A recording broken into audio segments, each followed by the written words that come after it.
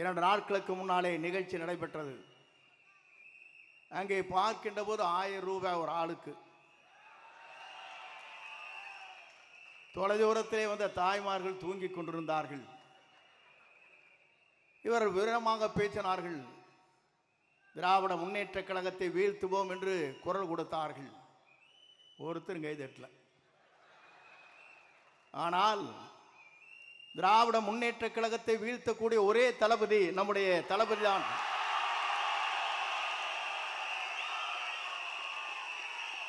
ஏன் இதை சொல்லுகிறேன் என்று சொன்னால் 10 கூட்டணி 8 கூட்டணி இதையெல்லாம் தூள் தூளாக்குற சக்தி யாரிடத்திலே இருக்கிறது என்று சொன்னால் வெற்றி கழகத்துடைய தலைவராக மட்டுமல்ல, எதிர்கால தமிழகத்தை ஆளப்போகிற நம்முடைய தமிழக முதலமைச்சருக்கு உண்டு. நான் எதற்காக இதை சொல்லுகிறேன் என்று சொன்னால், பல தலைவர்களை பார்த்துவிட்டு இங்கே வந்திருக்கிறேன். புரட்சி தலைவரை பார்த்தேன். அப்போது நான் நினைத்தேன், சிறு வயது எனக்கு 26 வயதிலே சட்டமன்ற உறுப்பினர். அப்போது உங்களைப் போலதான் நானும் இருந்தேன். ஆனால் நம்முடைய தலைவரோடு இணைந்ததற்கு பிறகு எங்கு சென்றாலும் உங்களை பார்க்கின்ற போது ஆள் விட்டா போதுமப்பா, போட்டு முதிச்சு முடிக்கிறாங்க. ஒரு பக்கம் செல்ஃபி எடுக்கிறாங்க, ஒரு பக்கம் திருப்புறாங்க, ஒரு பக்கம் மாட்டுறாங்க. பெண்கள் அதற்கு மேலே ஓடி வந்து படம் எடுக்கிற காட்சியும் நான் பார்த்தேன்.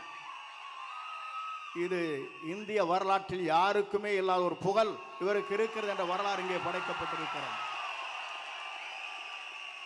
நான் அதை சொல்வதற்கு காரணம், நம்முடைய நோக்கம் தமிழ்நாட்டு மக்களை வாழ வைப்பதற்கு. ஏறத்தாழ 1000 கோடி ரூபாய் வருவாயை வேண்டியதில்லை என்று சொல்லிவிட்டு மக்களை காப்பதற்காக ஒரு தலைவர் இங்கே வந்திருக்கிறார் என்று சொன்னால்,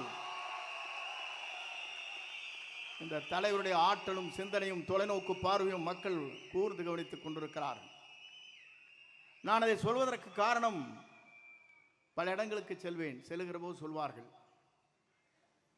இங்கே எந்த வீட்டை எடுத்துக்கொண்டாலும் நமக்குத்தான் ஓட்டு. திமுக கார வீட்டில் கேட்டாலும் நமக்கு தாங்கிறாங்க.